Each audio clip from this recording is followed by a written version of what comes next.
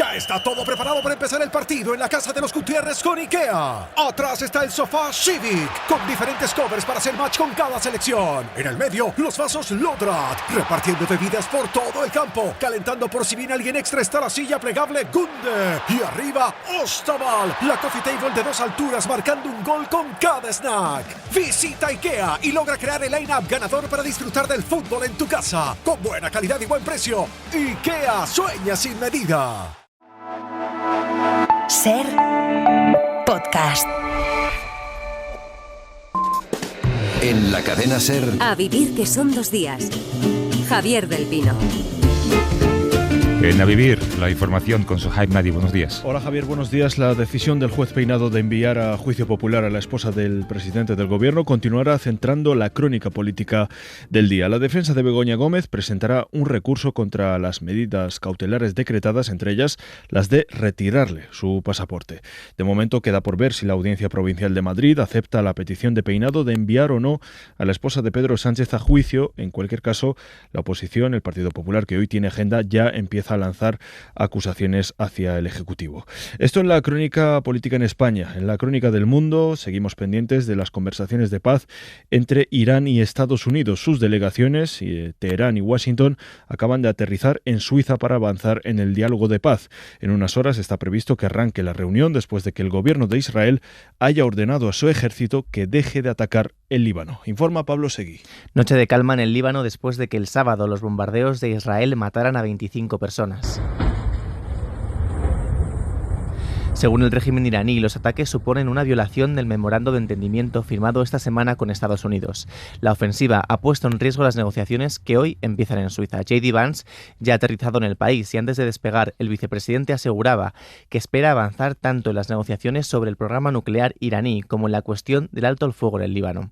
El ministro de Exteriores de Irán, Abbas Araghchi, también está en Suiza. Teherán ha manifestado que las negociaciones para alcanzar un acuerdo definitivo solo podrán comenzar cuando Estados Unidos cumpla los compromisos pactados en el memorando de entendimiento, especialmente el fin de la guerra en el Líbano.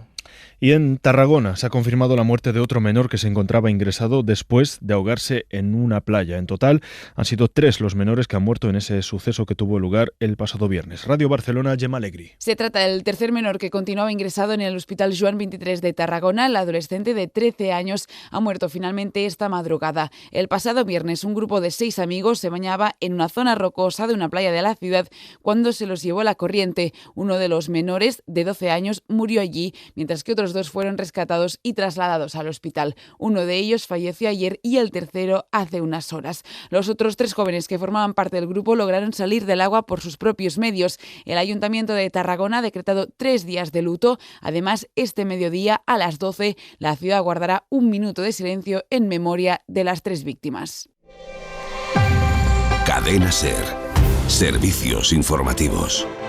Toda la información y lo más destacado de la actualidad en cadenaser.com y la aplicación de la SER. Funcionan siempre like a Bosch. Cocina integrada, calidad probada. Like a Bosch. El tiempo pasa, calidad que arrasa. Y tu cocina está integrada. Consigue hasta 1.000 euros de reembolso en tu cocina integrada. Calidad pensada para durar. Bosch.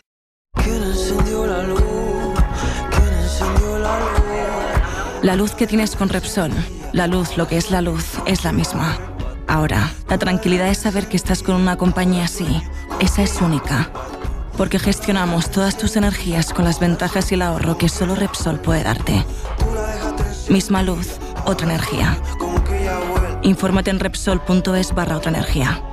Repsol, con toda la energía. Las Relabs de Vision Lab. Sí, las Relabs ya están aquí. Hasta 60% de descuento en gafas graduadas, de sol, lentillas, audífonos. Hasta 60% de descuento. Las rebajas de Vision Lab. Activa tu mente este verano con los 300 crucigramas del país que han hecho historia. Por primera vez los crucigramas más emblemáticos del país recopilados en un solo libro. Peco, Mambrino, Tarcus, Clavileño, Natalí Sanoja y Elro. Ya a la venta en tu kiosco o en Colecciones El País por solo 9,95 euros. En HSN cuidamos la excelencia desde mucho antes de llegar a tu casa. Seleccionamos materias primas de máxima calidad y fabricamos en nuestra propia planta bajo estándares IFS Food y GMP, con transparencia, confianza y venta directa, sin intermediarios. Los que saben elegir, eligen HSN.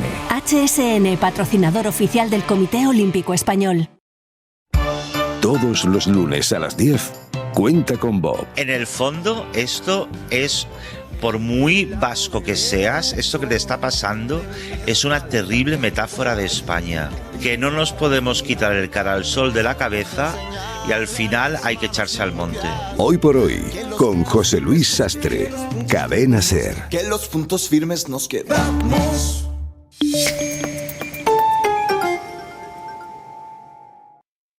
Sigue a Vivir que son 2 días en redes sociales.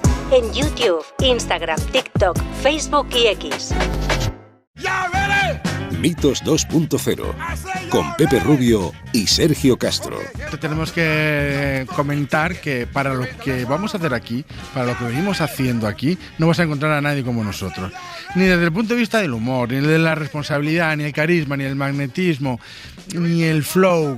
Es exactamente imposible que esto se mejore. ¿Acaso se te ocurren otras 2 personas capaces de sacar adelante un mito diferente cada lunes desde hace nada más y nada menos que 5 años?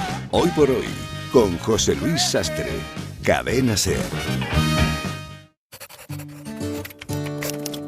100 palabras bastan para crear todo un universo. Relatos en cadena. Ya está aquí otra vez la corriente de aire, dijo el piloto por megafonía. No se preocupen, notarán movimientos bruscos del avión normales en este tipo de turbulencias. ¿Normal? ¿A quién se le ocurriría pensar que esto es normal? Dije. A mi hijo, contestó el señor que ocupaba el asiento de al lado. El piloto es mi hijo. Asentí educadamente, me coloqué el antifaz y me dormí.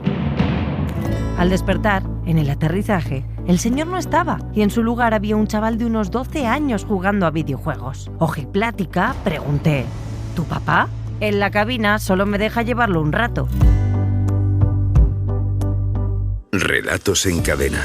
Grandes historias en formato micro. La Ventana, con Carlas Francino. Cadena SER. Cadena SER.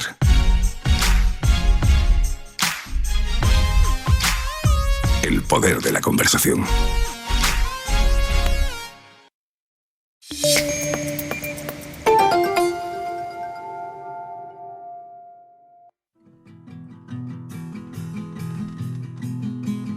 We've been gone for such a long time that I'm almost afraid to go home.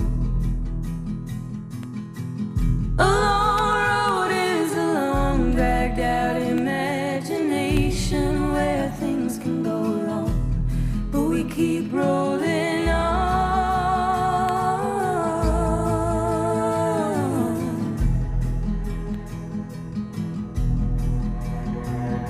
No, doctor, but if I was guessing, I'd say it was just growing pains.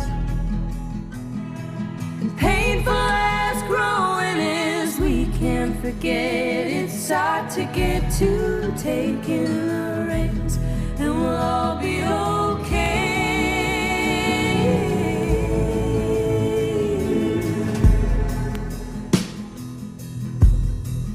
We'll be okay.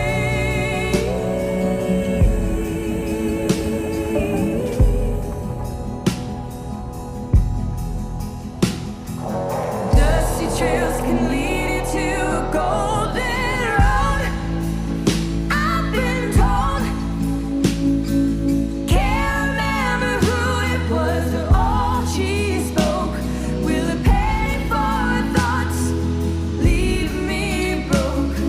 'Cause everyone's around and I'm still alone. Everyone's around right now and I'm still alone. Juanjo Millás, buenos días, ¿cómo estás? Hola, Javier. En verano. ¿Y tú? Bien, oye, cuidado con el pasaporte, escóndelo en un cajón, que si te descuidas te lo quitan, ¿eh? Sí, Fíjate que yo para mí el pasaporte, para la gente de mi edad, el pasaporte tiene algo de talismán, que en fin, yo recuerdo que no era tan fácil salir de España cuando yo era joven, porque en fin tenía muchas dificultades. Sacarte el pasaporte sería complicado incluso a lo mejor, ¿no? Sí, tenías que mostrar, yo no sé si hasta certificado de penales tenías que mostrar. Sí, no era fácil, y sobre todo que además cuando yo hice mi primera salida ya estaba en época de hacer el servicio militar y había pedido prórrogas, porque yo fui pidiendo prórrogas a ver si eso se arreglaba de algún modo, ¿no? Y finalmente pues no se arregló, tuve que hacerlo, pero bueno, era más difícil, perdón, porque estoy con alergia a tope hoy, porque tenías que pedir un permiso a jerarquía militar, bueno, no me acuerdo. Pero bueno, en todo caso, salir de España era la hostia.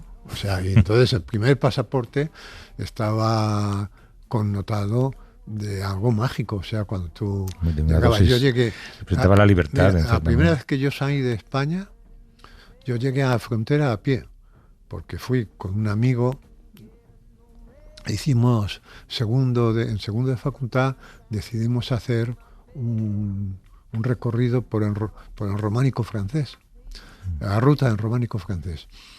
Y habíamos estudiado historia de arte ese año.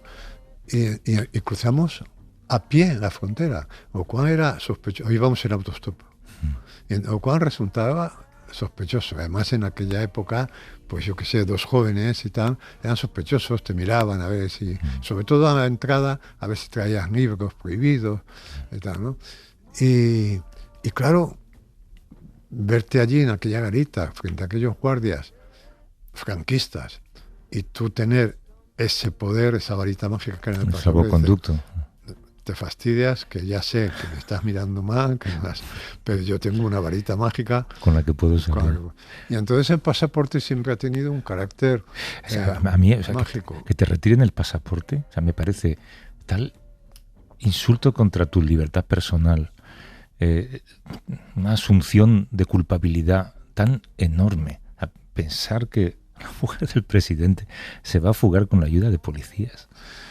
Bueno, te refieres al caso de Peira. Sí, bueno, esto es pintoresco y es grotesco. Grotesco es poco. Y no tenía ninguna necesidad de hacerlo, porque ya, en fin, todo lo que quería, que era encausar a la Jornada Popular, ya no tenía esto. Esto añade un grado, digamos, de crueldad, de risa. Yo me lo imagino en su casa muriéndose de la risa, fíjate. Yo creo que estará. Hay una fotografía hoy en El País que a mí me parece muy representativa. Y se ve al juez Peinado en una corrida de toros en Talavera de la Reina, creo que es. Fíjate que español todo, rodeado de hombres, solo hombres, y algunos de ellos con la pulsera de la banderita de España. Entonces yo me imagino que estos hombres todos le jalean, ¿no? Y cuando cuenta, le quita el pasaporte, qué divertido, porque ya digo, no hacía ninguna falta, porque en fin, pensar que la mujer del presidente del gobierno se va a fugar, además con ayuda de bueno, es una cosa que no hay que... Bueno, pero tiene una extensión. No hay que darle vuelta. O sea, cuando intentamos que la justicia sea ese lugar al que acudimos cuando algo nos pasa, ¿sabes? Cuando vemos que la justicia es esto, ¿a quién le quedan ganas de demandar a alguien por una injusticia? Se te quitan las ganas. Pues claro. No, y además hay una cosa que a mí siempre me sorprende, ¿no? Que es que los jueces no tengan jefes. Quiero decir, si yo hago aquí mal, tú o cualquier jefe me dirá, oye, Juanjo, o sea, cualquier persona en su trabajo, si hace algo mal, se le corrige. Los jueces no tienen... Bueno, hay un órgano de gestión judicial... Sí, pero a Peinado... Que está a favor. Bueno, pues están a favor, que son todos iguales. Yo pensaba el otro día en la comparecencia... Quiero decir, esto es tan obvio, porque hay cosas que son discutibles, ¿no? Sí, pero esto es tan obvio. Pero es tan obvio que alguien que estuviera por encima de él, le habría dicho, oye, Peinado, esto es una mofa de la propia justicia, ¿no? Sí. Pero fíjate, en la comparecencia de Zapatero de esta semana, hay un momento en el que Zapatero va a decir algo justo al principio y el juez le dice algo así como, acostúmbrese usted a que cuando yo hablo usted se calla. O sea, es que eso yo lo recuerdo en el colegio con profesores abusivos. Pero si este hombre dice eso al principio de un juicio, ¿cómo será en su vida personal? ¿Qué dirá en su casa? ¿Cómo tratará a sus hijos, a sus familiares? Pero los juicios pasa así. O sea, por ejemplo, este juez ironiza sobre las joyas. Dice, bueno, y ahora vamos a hablar de las dichosas joyas. Y ensalza una marisquería. Es que es todo. Tú imagínate que Zapatero hubiera dicho, bueno, sobre las dichosas joyas ya hablaremos. Y habría dicho, oiga, no ironice. ¿No? Pero él sí. Pero el juez tiene un poder. El juez es como, a mí me lo decía un abogado además muy conocido, me dijo, el juez es como el sheriff en un pueblo del viejo oeste.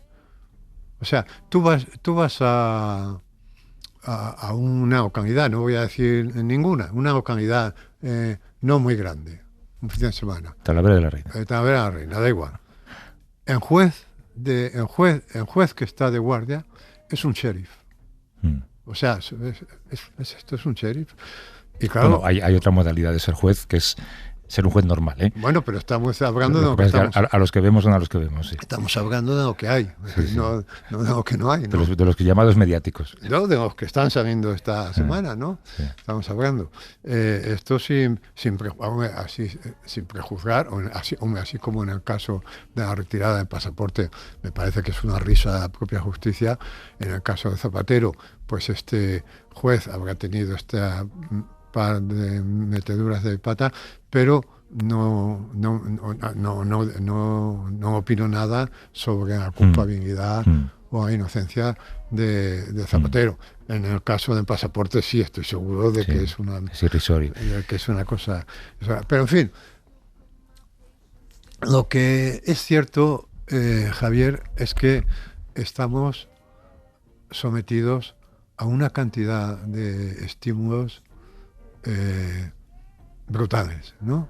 Yo así he hecho una especie de lista de la compra de los estímulos a los que he estado sometido esta semana, aparte de una contracción de espada.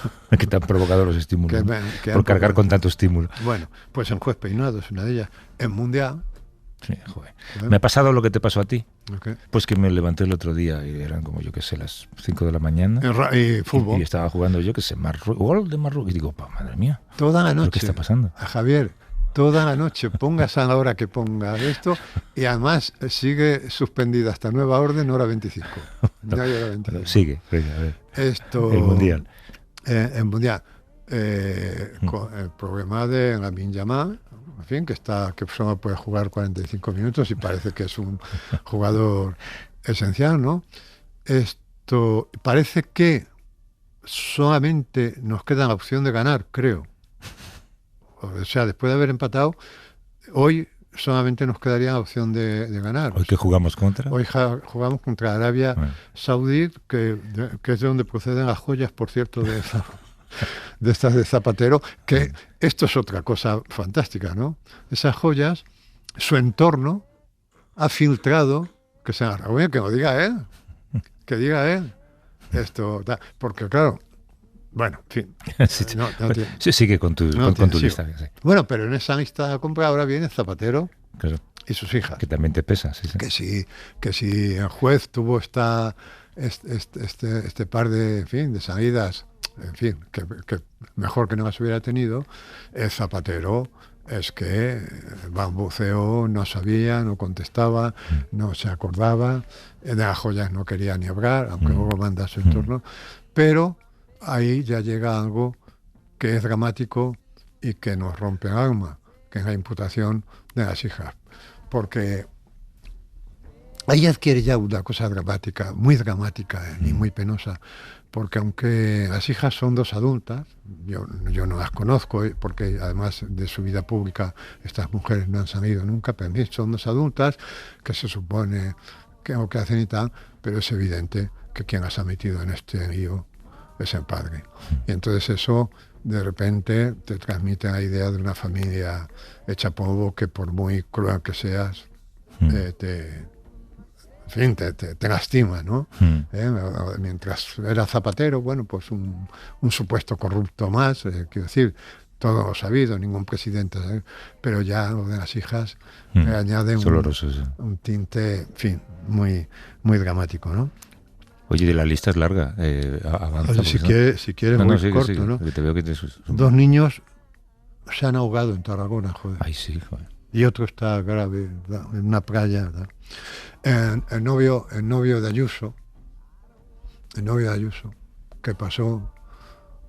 Por eso te pesa también el novio de Ayuso. Hombre, no pesa. El estímulo. Vale, estímulos de los que tienes que hacerte cargo, estímulos externos, aparte de tu contractura o de tu tortícolis o de tu gripe o de tu problema con tu hija adolescente, ¿no? El novio de Ayuso. Bueno, la directiva, ¿sabes que hay una directiva europea sobre cuando llevas un coche, en un coche un bebé detrás? Que dice que el coche pite si te dejas el bebé en son sin darte cuenta. Es obligatorio ahora. Creo que Ocuán indica, claro que han muerto varios niños así, pero Ocuán indica el grado de estrés con el que va la gente por el mundo, ¿no? Que te dejas al niño. Claro, porque es que mira que eso, dejas al niño al sol, ¿no? Bueno, eso es un dato tal. Bueno, en los desplazados, que claro, decimos el rosco de pasapalabra. Eso también. Gran drama. Ahora me acabo de enterar que han suspendido la retransmisión del encuentro del partido mundial de esta tarde de España. En la Plaza de Colón por el calor, sí. En la Plaza de Colón por el calor. Desastre. Drama, porque claro, drama. Ahí habría una oportunidad de que nos uniéramos como un solo pueblo. Bajo la gran bandera. Bajo la gran bandera, por una causa, por fin, de acuerdo en una causa, y llega la climatología y nos estropea. Todo está en contra de nosotros. Bueno, entonces, ¿qué te quería decir? Pero esos son los estímulos superficiales de la semana, pues esos son los básicos. Porque yo el otro día escuché, por ejemplo, en un boletín por la tarde, un extracto de la comparecencia de la directora de la Guardia Civil en una comisión que parecía que era el fin del mundo. Bueno. Y esto, ¿quién se acuerda ya de esta comparecencia? Yo me he olvidado, pero también estaba entre los estímulos. Estaba, vale. Entonces, claro, yo frente a esto, con mi temperamento de novelista, me pregunto, ¿desde dónde mirar, desde dónde observar todo esto? Porque claro, cuando tú estás escribiendo una novela, estás añadiendo cosas, vas de aquí para allá, pero hay un momento en el que te preguntas, ¿pero todo esto desde dónde está contado? Y hasta que no averiguas desde dónde está contado, la novela va naufragando. O sea, tienes que averiguar en emplazamiento de cámara, ¿no? O sea, Orson Welles, lo hemos dicho muchas veces, llegaba a un set y decía, la cámara aquí. Y ese era el espacio desde el que iba a ver la realidad del plató, que pese a ser un espacio físico, era la metáfora de un espacio moral, ¿no? La cámara se colocaba en un espacio físico, pero en realidad era un espacio moral. Entonces, ¿desde dónde mirar esto? Y no consigo para que todo tenga sentido. En fin, se coordina un modo. Y dándome vueltas desde dónde miro, encuentro el otro día una carta al director en el país, el día 12, que me da el sitio perfecto desde el que mirar todo esto. Te la voy a leer. Venga. Por además es muy narrativa. Dice, 1 de la madrugada. Tengo 32 años y me encuentro sentada en la taza del baño de casa de mis padres mientras pienso qué futuro me espera. Mejor dicho, qué presente tengo. Dejé un trabajo que emocionalmente me llenaba, pero en el que las semanas se convertían muchas veces en 11 días seguidos, y eso me agotó. Lo dejé para opositar, y ahora me enfrento a procesos con más de 20.000 personas, entiendo, igual de desesperadas que yo. Antes de encender este cigarro, me he pasado LinkedIn, y por eso pienso qué presente me queda, nos queda a los que nos sacamos una carrera universitaria hace más de 10 años y ya no podemos realizar convenios de prácticas pero tampoco tenemos los 5 años mínimos de experiencia que solicitan las empresas para puestos que perfectamente, con un voto de confianza, una oportunidad, podríamos desarrollar. Pienso en esto y me acuerdo de mi padre, que sin estudios, a base de trabajo, consiguió trazar una carrera profesional sólida. Y pienso en mí y en la gente que está como yo en este extraño limbo, y supongo que estamos condenados a enfrentarnos a 20.000 personas por una plaza mientras robamos orfidal en casa de la suegra y fumamos en la taza del váter de la de nuestros padres a la 1 de la madrugada. ¡Qué futuro! Lo firma Amanda Hill con esa. Entonces, tú imagínate todo este panorama que hemos señalado visto desde ahí, de una persona sentada en la taza del váter de la casa de sus padres a la 1 de la madrugada, un lugar de refugio, el único lugar de refugio, fumándose un cigarrillo porque ya ha renunciado a que esto mata, ojalá me mate, y robando orfidal de la casa de sus suegros. Desde ahí, ese es el emplazamiento de cámara para mirar toda esta actividad política de la que hemos hablado. Pero ¿tú crees que desde ese punto de cámara, desde ese punto de vista, importa algo lo que pueda hacer el juez? Claro, ahí está. O sea, ¿qué pasaría? O sea, ¿qué pasa cuando alguien... ¿Qué relevancia tiene la comparecencia de la directora de la Guardia Civil? Cuando alguien joven pasa por el salón de sus padres, que están mirando horrorizados lo de Juan Pedinado, que están mirando horrorizados lo de Ábalos, que están mirando horrorizados lo de... el novio de Ayuso. El novio de Ayuso, que están mirando... Y un hijo de estos que se fuma un piti en la taza del retrete, pensando que en su está futuro, robando orfidal en casa de los suegros, que vive en casa de los suegros, ve eso y les da ganas de decir a los padres, ¿pero qué veis? O sea, estamos de espectadores, porque además es un circo de 7 pistas a la que no sabes a cuál mirar. Estamos mirando a la pista equivocada. Miro a del novio de Ayuso, Bueno, pues todo eso observado desde ahí, desde esa mirada, es decir, de gente que no tiene ningún futuro. Pero esto lleva a una conversación que ya hemos tenido, que es cómo se retransmite no ya la actualidad, sino la realidad de los medios de comunicación, ¿no? Ahora se ha puesto de moda estos programas Río en las televisiones, donde todo el mundo discute sobre la última hora de cada cosa que está ocurriendo, ¿no? Pero sin embargo lo ves y no aprendes nada de lo que ocurre en España. No aprendes nada, porque lo que ocurre en España es que esa mujer está sentada en la taza. Está sentada. Lo que ocurre en España es que esa mujer no tiene una casa con 31 años y una carrera, no tiene trabajo, no tiene una carrera propia, no puede tener hijos, le roba orfidales a su suegra y cames a su padre, seguramente. Y ese es el resultado de todo eso. Es decir, que... ¿Se te ha quitado la contractura una vez que has sabido dónde estaba la cámara?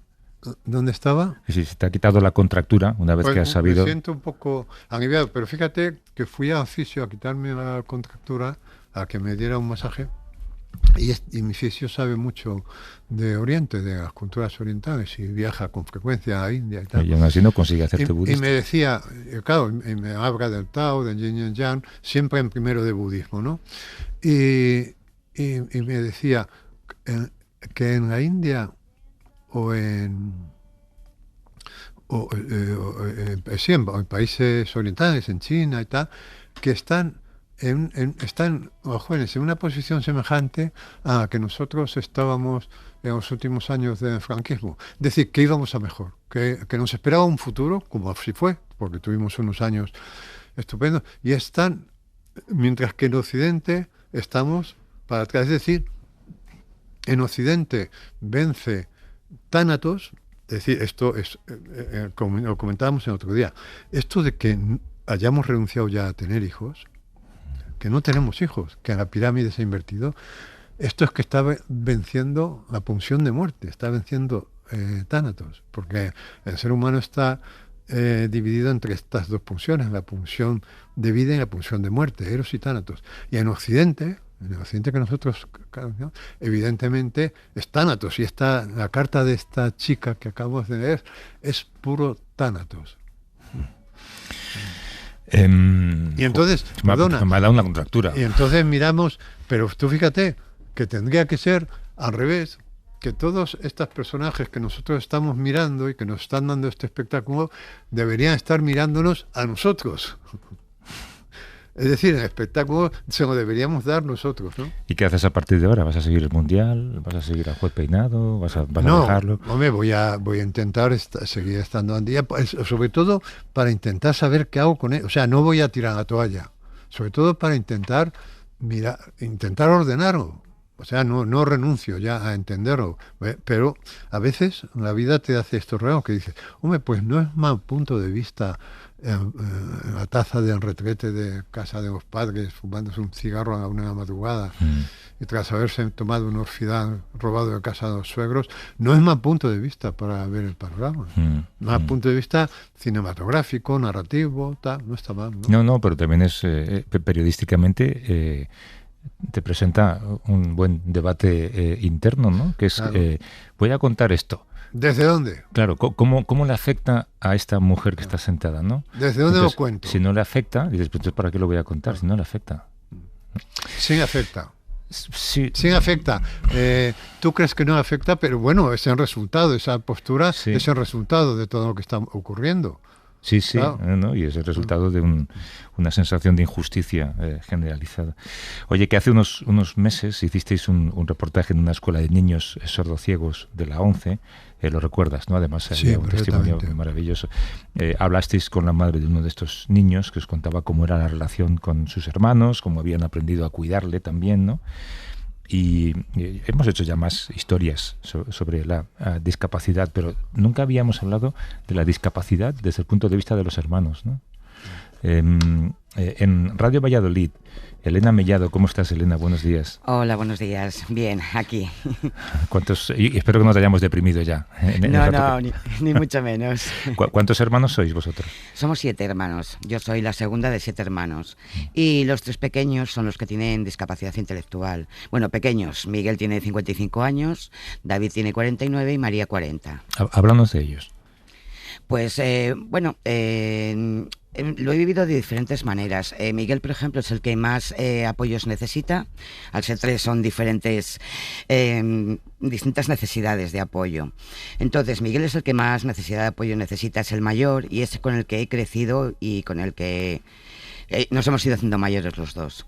Después está David. David tiene un poco más de autonomía y además es lo bueno que tenemos así con los 3 hermanos, que somos el apoyo unos de otros. Con esto quiero decir que, por ejemplo, Miguel no puede salir a la calle solo, sin embargo su hermano David tiene autonomía pues para moverse por la ciudad y lleva a su hermano. Y luego tengo la pequeña, María, que tiene 40 años, y María es otra historia, porque es una discapacidad con mínima, por decirlo de algún modo. Entonces esa discapacidad la hace que es mucho más autónoma, también mucho más poder de decisión. Luego nos hemos tenido que enfrentar al tema de la vida laboral, con todas las dificultades que conlleva. En fin, son 3 realidades muy diferentes. Claro, tus padres fallecieron, ¿no? Sí, mis padres fallecieron hace ya tiempo, en un intervalo de 5 años. Y yo me he hecho, bueno, ahora mismo tengo la curatela de uno de ellos y la tutela de 2, esperando a que se modifique. No sé si sabéis que están cambiando las incapacitaciones judiciales, y ahora lo que se crea es una medida de autos de apoyo y nos dan, pues eso, un carácter representativo o solamente de apoyo. No quiero entrar en problemas familiares, en todas las familias ocurren, pero Sí. sí preguntarte el resto de tus hermanos. Bueno, pues hay una hermana que está afuera y luego los otros 2 hermanos, bueno, cada uno, ya sabes, empieza a recorrer su camino, su vida y se implica de la forma que quiere. Así que es cierto que ante grandes problemas siempre estamos ahí los 3 de Valladolid. Pero es verdad que el día a día soy yo la que me encargo de todo. Oye, un inciso, ¿qué diferencia hay entre curatela y tutela? Pues la tutela antes lo que hacía era incapacitar a la persona en todos los actos, o sea, es como privarle de derechos. Ahora mismo una curatela es muy parecida a la tutela, pero lo que se trata es de una medida de autos de apoyo, que significa que a lo mejor me dan la curatela solo representativa o asistencial. Claro, con cada uno de los hermanos tienes, supongo, una relación diferente y además con la pequeña de 40 años que decías. Sí. Esto lo habéis sabido hace relativamente poco, ¿no? Claro, esa es la diferencia. Yo te digo que he vivido las discapacidades desde 3 puntos de vista. Yo me recuerdo cuando Miguel nació, bueno, pues yo he crecido con él y es algo que lo vives de una forma muy natural. Después llegó David. A mí David me pilló en la adolescencia, esa época en la que todos pasamos de todo y solo nos importamos nosotros. Y sin embargo María, cuando fallece mi padre, no estaba ni siquiera valorada. Es verdad que un trabajador de la entidad en la que estaba mi hermano de siempre, toda la vida, me decía que había que valorarla. Y a mí me costó mucho asumir la discapacidad de María. Claro, Juanjo siempre habla de la identidad. Tú tienes que aprender a distinguir entre la discapacidad y la persona. Sí, efectivamente. Y luego encima hablamos de discapacidad en general, pero hay que tener en cuenta que la discapacidad intelectual es otro mundo. No tiene nada que ver con muchísimas discapacidades. Eloísa Vega, ¿cómo estás, Eloísa? Hola, ¿qué tal? Muy bien, gracias. Tienes 39 años. Sí.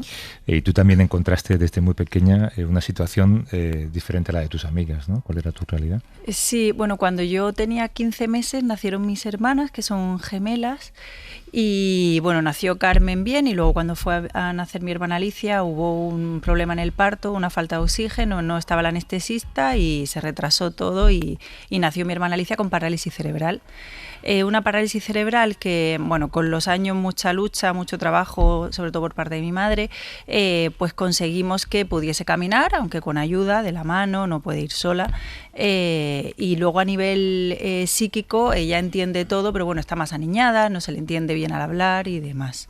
Y bueno, yo como hermana mayor y en una familia en la que había un padre pero no estaba presente, digamos, pues bueno, asumí muchos roles junto con mi madre, pues de buscar lo mejor para Ali desde siempre, mi hermana Carmen también, y bueno, como que desde pequeña nos tuvimos que responsabilizar de muchas cosas pues que normalmente no te tocan, ¿no? En una familia que no hay este caso. Te tengo que preguntar, pero si no quieres no respondas, ¿por qué no estaba presente tu padre? Estaba presente, pero no era capaz de asumirlo y bueno, hubo muchos temas y no participó. No participo. ¿Tu relación con ella ha ido mejorando? ¿Ha sido distinta? ¿Ha habido altibajos? Ha sido siempre muy buena. Ella siempre me llamó y mi madre también me llamaba así, madrecita, amor. O sea que imagínate el nivel de relación que teníamos, ¿no? Yo siempre digo que ahora soy madre y veo el amor también de una hija, pero nunca nadie me había querido como ella me ha querido, ni yo he querido como la he querido a ella. Claro, pero la madre siempre está ahí, digamos, pero tú, tu vida igual te lleva, sabe Dios a dónde, ¿no? Sí, pero bueno, es verdad que también yo creo que por mi forma de ser, y ahora me doy cuenta que haberme hecho muy responsable de ella me ha llevado a lo que soy ahora, siempre he buscado como, no sé, estar muy atenta a ella, buscar cargarme con muchos miedos, con muchas responsabilidades, que a lo mejor pues eso no estaba tan preparada, pero que me han definido en lo que soy ahora. Pero ¿y si de repente te sale un trabajo en Finlandia? No, o sea, más, aquí te estoy hablando más como desde la infancia, ¿no? Luego, por ejemplo, yo estudié en Almería, quizá me podría haber ido, soy de Almería, perdón, quizá me podría haber ido a estudiar fuera, pero bueno, nos quedamos allí, también hablo por mi hermana Carmen, y luego sí que me vine a Madrid, vine a hacer un máster a Madrid, pero es verdad que mi hermana Alicia se vino a Madrid también, porque ella ha buscado siempre como la autonomía, como querer ir, no quería como quedarse en casa pegada a mi madre, ¿no? De otra manera, pero sí buscar una cierta autonomía. Y se vino a Madrid también. Luego a ella no le salió bien aquí, ha buscado otras cosas, hemos buscado otras cosas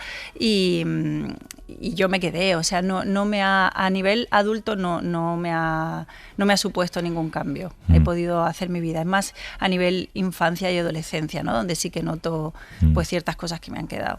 Ya, cosas que podrías haber hecho a lo mejor, ¿no? Sí, no tanto hecho, sino cómo me ha marcado el carácter. Ya. Sí. ¿Te ha convertido en cuidadora? En una persona hiperresponsable. Claro. Y luego llevo... es algo que me descubrió mi marido con los años, ya adulta. Yo, por ejemplo, llevo muy mal que mi marido o mi hermana Ali, mi hija ahora mismo tiene 4 años, o sea, es muy feliz. Pero en su caso, que estén tristes. O sea, a nivel de que me enfado. Me enfado, es como yo digo que es una tara que tengo, porque me llega a enfadar verles tristes y no poder hacer nada, y me sale enfadarme con ellos. Porque con lo que has vivido tú piensas que para estar triste tiene que pasar algo más grave, ¿no? Y pienso como que yo tengo que ser capaz de poder hacer algo. Arreglarlo, sacarle de ahí. Sí. Sí. Claro, esto es una responsabilidad que llevas sobre tus espaldas que Sí. pesa mucho, ¿no? Sí. Elena, estás escuchando a Loisa, Sí, ¿no? sí, estoy escuchándola perfectamente y comprendiéndola, que es lo que nos pasa a los hermanos, que sabemos de lo que lo que nos están contando, vamos. Yo siempre digo que de pequeños somos los compañeros de viaje de nuestros hermanos, ellos de nuestra vida, y luego al final es algo que no se daban cuenta, pero al final nosotros nos hemos convertido en el relevo generacional de los padres. Y asumimos esa responsabilidad. Muchas veces dicen, ¿qué carga? No, es una responsabilidad. Pero vamos, creo que lo hacemos de una forma muy natural, muy natural. Sí, pero es verdad, a ti te pasará también, Juanjo, que yo cuando veo a padres ya muy mayores acompañando a un hijo que tiene discapacidad, yo siempre pienso, ¿qué será de este hombre? ¿no? Claro. Es lo primero que siempre se te ocurre, ¿no? Si se harán cargo los hermanos, si los tiene, o los padres tienen que dejar algún tipo de... Porque si no, qué sufrimiento, ¿no? Si no puedes dejar. Lo que pasa es que los tiempos han cambiado mucho. Es verdad que antes como que no había recursos, ¿sabes? Entonces los padres pensaban, y nosotros mismos, yo crecí pensando en qué va a ser cuando no estén mis padres. ¿Qué voy a hacer con mis hermanos? Y es verdad que hoy en día han cambiado muchísimo las cosas. Antes la idea era, pues eso, que tú te tenías que llevar a tus hermanos, vivir con ellos y demás. Y hoy en día tenemos un montón de opciones. Oye, nos está escuchando, sentado con nosotros además, Pablo Rodríguez Coca, que es psicólogo y que además comparte con vosotros esa circunstancia de tener una hermana con discapacidad. ¿Qué tal, Pablo? ¿Cómo estás? Hola, buenos días, Javier. Háblanos de tu caso. No de la parte de psicólogo, sino de la parte familiar. Yo, efectivamente, o sea, a mí me gusta siempre hablar más desde la posición como hermano. Y bueno, el caso es que mi hermana Laura tiene 3 años, es 3 años más pequeña que yo. Ella nació con el síndrome 22q11.2, que es un síndrome genético que afecta al cromosoma 22, ¿no? En la región larga del cromosoma, que es la región Q, en el brazo 11.2, ¿no? En la región 11.2. Y esto puede causar hasta 240 patologías diferentes en estas personas. Entonces, claro, en el caso de mi hermana Laura, pues bueno, ella nació con inmunodeficiencia, una cardiopatía congénita, discapacidad intelectual, es decir, un cuadro bastante complejo. Entonces, claro, yo tenía unos 3-4 añitos y yo recuerdo que iba a tener una hermanita y de repente mis padres estaban todo el día en el hospital, ¿no? Entonces yo empecé a ver que algo pasaba. Y bueno, la cosa es que toda la etapa evolutiva de mi hermana, ¿no? Desde que empezó a crecer, pues empezaron a llegar más problemas médicos. Y no solo médicos, sino problemas de aprendizaje, problemas en el colegio, porque ella estuvo en un colegio ordinario y fue un machaque constante, ¿no? De que incluso le negaban su discapacidad, ¿no? Con incluso informes, ¿no? Estamos hablando del 2010, por ahí, ¿no? Ayer, O sea, sí. entonces todo este avance de la discapacidad y demás pues estaba bastante atrasado. Luego se juntó el acoso escolar, importante esto, ¿no? Porque sabemos que las personas con discapacidad pues son un blanco fácil, desgraciadamente, y eso hizo que su salud mental petase. Entonces a este cuadro complejo de discapacidad intelectual, se le sumó los problemas de salud mental, una depresión, más luego una esquizofrenia, y eso fue lo que como hermano peor llevé, ¿no? Porque mi hermana era una niña, bueno, con sus dificultades, bastante agradable, graciosa, ¿no? Se sabía manejar más o menos, ¿no? En la vida. Pero cuando llegó el problema de salud mental grave, su proyecto de vida colapsó. O sea, se quedó metida en casa, sin poder salir. Y bueno, ya era dependiente de nosotros, pero pasó a ser totalmente dependiente. O sea, 24 horas, ¿no? Porque llegaron los problemas de conducta graves y eso para los hermanos, no para mí en este caso, fue muy difícil, ¿no? Toda la dinámica familiar empezó a cambiar y bueno, a mí lo que me salvó, aparte de la terapia, fue el arte. ¿El arte? Sí. No lo veía venir. Sí, porque yo siempre he sido bueno, mi hermana también ha sido muy artística y no sé si vosotras conseguís conectar con vuestro hermano a través del arte. Yo es la manera que tengo de conectar con mi hermana, porque además es no verbal. O sea, habla muy, muy poco, porque a raíz del acoso escolar todo lo que es el lenguaje lo perdió. Entonces, claro, comunicarme con ella siempre ha sido muy difícil. Y aparte de que yo como adolescente la rechacé, ¿no? Aquí, bueno, Eloísa comenta, ¿no? Esa sobreresponsabilidad. En mi caso fue todo lo contrario, yo no entendía lo que estaba pasando y me quité del medio de una manera impresionante, ¿no? O sea, no quería saber nada de este problema. Entonces el arte, en relación a que yo empecé a hacer con ella unos dibujos en pandemia, que fue cuando peor se puso, porque la sintomatología psicótica se desbordó. O sea, para que os hagáis una idea, ella solo estaba tranquila cuando dormía. Mientras tanto, estaba muy desregulada emocionalmente, con brotes psicóticos, con voces negativas. Y justamente yo ya había acabado la carrera de psicología, ¿no? Que supuestamente como hermano tenía que entender muy bien esto y para nada, ¿no? Porque una cosa es la teoría y otra cosa es la práctica. Entonces, en esas cosas que hicimos en pandemia, pues empecé a hacer unas viñetas que luego subí a redes y se convirtieron en un proyecto de oxímoron, que sigo trabajando en él, ¿no? Para visibilizar la importancia de la salud mental a través del arte y del lenguaje gráfico. Pero esa manera de expresarme me canalizó mucho y me sigue agarrando a la vida, porque me sigo dedicando a ello y voy a los institutos a hablar de salud mental a través del cómic. Oye, déjame hablar un poco de esa época en el colegio. ¿Era el mismo colegio al que tú ibas? No era el mismo colegio. No era el mismo colegio y... Porque has dicho que era un colegio... de integración. No, ordinario. Era un Ya colegio luego, ordinario. inminentemente, tuvimos que cambiarlo a un colegio de educación especial, que fue una pasada, ¿no? Cómo trabajan... yo soy de Granada, ¿no? O sea, que estamos al lado, ¿no? lleva el acento. Entonces, en mi caso fue en la Hermana Hospitalarias de Granada, ¿no? Que hace un trabajo increíble. La Fundación Purísima. ¿Y qué sabéis de lo que ocurrió en ese colegio? ¿Qué hacían los niños?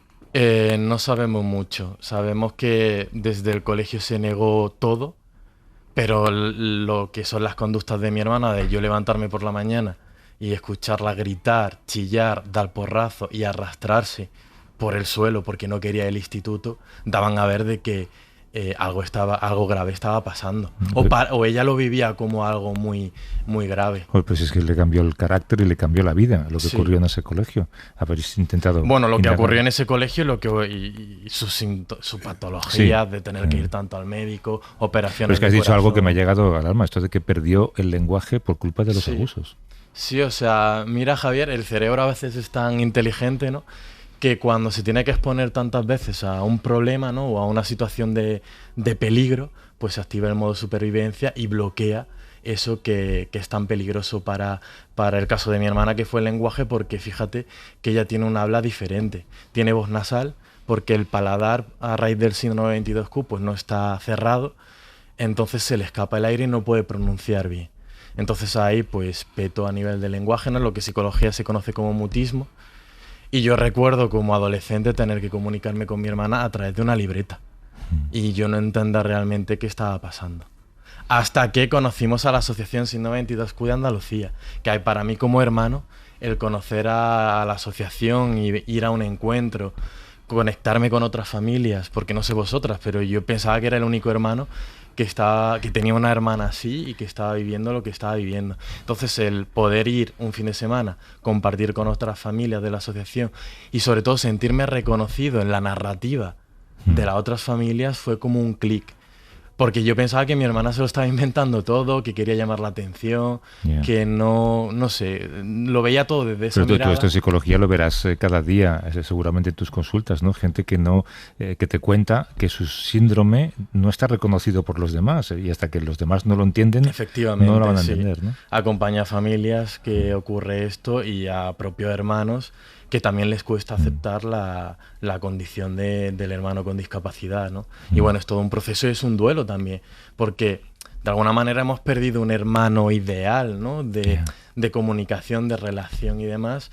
O no solo eso, sino cuando nuestros hermanos van retrocediendo en capacidades, que también pasa. En mi hermana suele ocurrir que va cumpliendo años y sus capacidades van para atrás en vez de ir hacia adelante.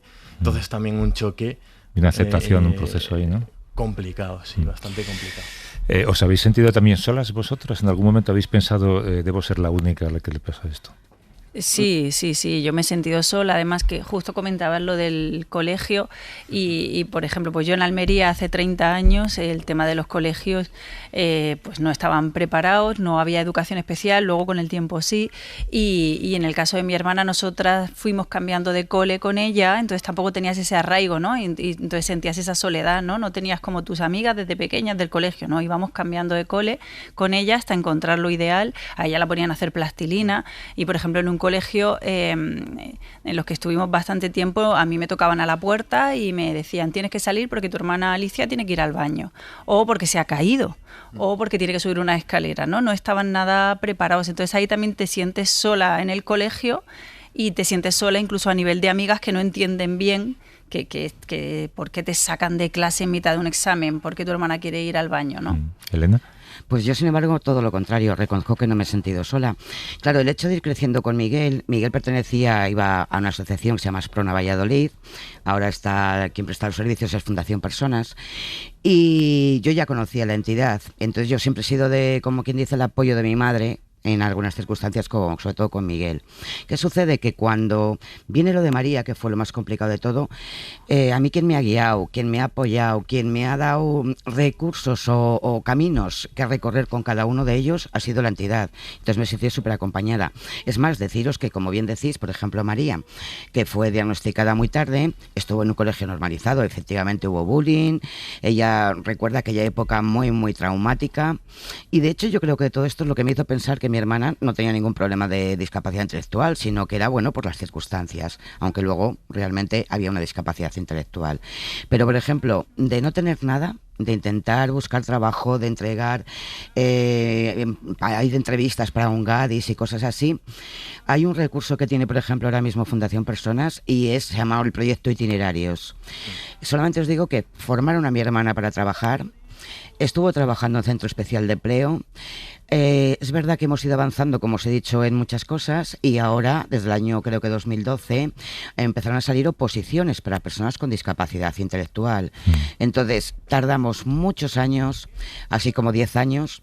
Hubo muchas batallas, porque yo siempre he sido la mala para mi hermana, la que la empujaba a ir a clase. Es verdad que ella tiene un mérito, increíble, porque ella estaba trabajando, estaba estudiando y luego convivía con sus hermanos, porque en un principio convivían los tres juntos en casa. Y mi hermana hoy en día, hace 2 años, aprobó una oposición y está trabajando en la administración. Qué maravilla. Pues sí, la verdad es que es una satisfacción, es un reto impresionante que nos ha costado mucho, a ella principalmente, y luego la tranquilidad que te da, sobre todo con personas como María, porque aunque tienen más capacidad, son los que tienen más vulnerabilidad. Claro, estaba pensando que vosotros estáis en esta situación desde vuestra infancia y lo recordáis y habéis convivido con ello, pero no sé en tu caso, Pablo, pero en vuestro caso habéis formado familias. Habréis tenido que hacer una labor pedagógica con vuestras parejas, por ejemplo, ¿no? Sí, bueno, yo la verdad tuve mucha suerte, pero sí, claro, o sea, mi marido nunca había tenido un caso de discapacidad así tan cercano. Es verdad que conectó desde el principio muy bien con mi hermana Alicia, también es como un referente, digamos, para ella y bueno, ha sido todo muy fácil en mi caso. ¿Y tu hija cómo se lleva con su tía? Con su tía, con su tío. Con mi marido, con su tío. No, Sí. tú tienes una hija, ¿no? Perdón, mi hija, perdona, disculpa.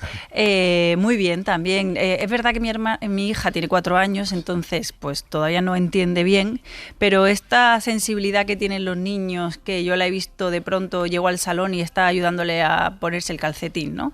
Y es algo como, yo creo que pues por la sensibilidad de los niños, ¿no? Eso quería decir, ¿no? Sí, que hasta cierta edad, no sé si una de vosotras, creo que era Elena, que decía que al principio me parecía normal que en todas las casas pasaba eso, sí, ¿no? Sí, y por lo tanto los niños no tienen todavía ese prejuicio, pero me ha impresionado ese momento en que tú has dado el salto de la carga a la responsabilidad, ¿no? Porque eso supone un salto de orden moral, ¿no? Sí. O que era una carga, de repente se convierte en una responsabilidad, algo que tienes que aceptar, y ahí me imagino que pueden empezar a aparecer también cosas positivas, ¿no? Es decir, la vida pues te ha traído esto, pero también en esto sin idealizar, ¿no? Porque muchas veces se idealiza, pero también en esto la vida nos enseña algo. Sí, yo la verdad siempre lo viví como algo positivo y como yo creo que también hay muchas veces la discapacidad llega de pronto por un accidente o lo que sea, pero yo como lo viví desde pequeña, siempre lo sentí como lo normal, como lo que había en casa y luego pues con los años ha sido cuando me he dado cuenta de cómo me ha marcado el carácter, ¿no? Desde pequeña, pero siempre fue una responsabilidad bien asumida, la verdad. Y también como mucha empatía hacia mi madre, ¿no? Y buscar pues ese, pues no va a estar sola con esto, ¿no? Vamos a estar mi hermana y yo con ella a tope. Pablo, supongo que a tu labor personal y familiar unes una pedagógica, ¿no? Estás constantemente divulgando lo que ocurre y eso está muy bien.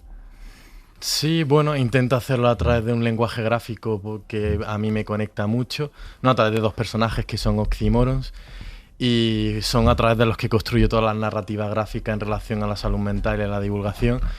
Y bueno, es que de alguna manera todo mi proyecto vital ha estado prácticamente marcado por mi hermana, por lo vivido, ¿no? Porque si no hubiese vivido lo que he vivido, seguramente no tendría la mirada que tengo en relación a prácticamente muchos temas. Y luego también muchos proyectos que desarrollo a nivel laboral, ¿no? Pues nacen desde ahí.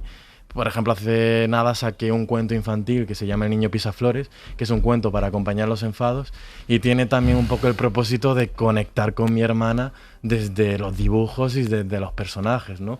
O luego, por ejemplo, en mi caso, ¿no? Que de alguna manera también digo, joder, ¿cómo pude estar tan desconectado de esta realidad?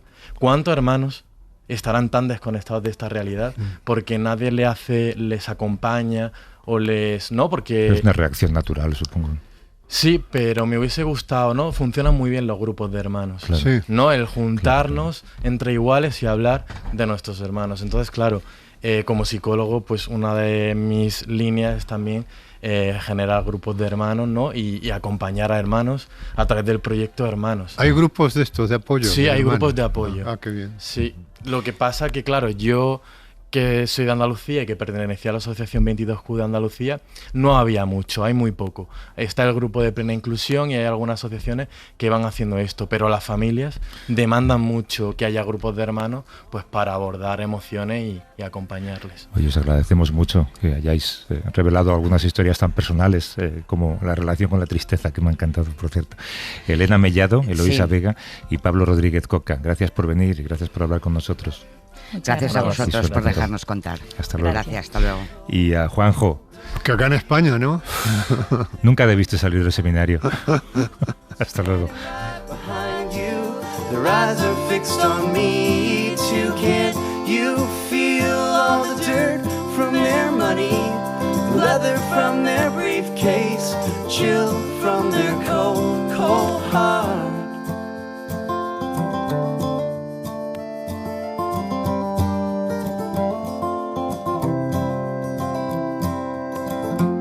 Para no perderte ningún episodio, síguenos en la aplicación o la web de la SER, Podium Podcast o tu plataforma de audio favorita. Ya está todo preparado para empezar el partido en la casa de los Gutiérrez con IKEA. Atrás está el sofá Civic, con diferentes covers para hacer match con cada selección. En el medio, los vasos Lodrat, repartiendo bebidas por todo el campo. Calentando por si viene alguien extra está la silla plegable Gunde. Y arriba, Ostaval, la coffee table de 2 alturas marcando un gol con cada snack. Visita IKEA y logra crear el line-up ganador para disfrutar del fútbol en tu casa. Con buena calidad y buen precio. IKEA, sueña sin medida.